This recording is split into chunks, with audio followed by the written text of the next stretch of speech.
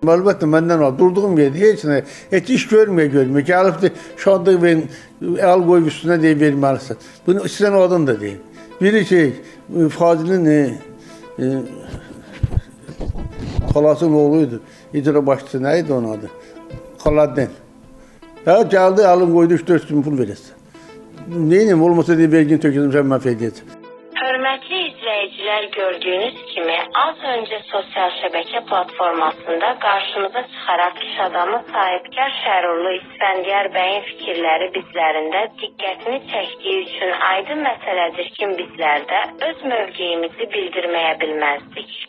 Qeyd edək ki, sözü gedən sahibkarın qeyd etdiyi kimi necə desək indi də hal-hazırdakı vəziyyətdə indinin özündə də respublikada bəzi elə qurumlar rəhbər olan şəxslər var ki, sahibkarlara və sahibkarlıqla məşğul olmaq istəyən insanlara imkan verilməyir. Nədəkin onların müraciətlərinə baxılmayır.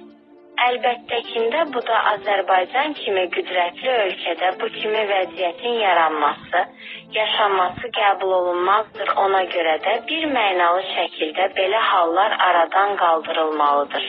Bizlər də ümidvarıq ki, ölkə başçısı cənab İlham Əliyev də bu kimi halların aradan qaldırılması üçün öz münasibətini bildirəcəkdir bu qədər Qrəç TV.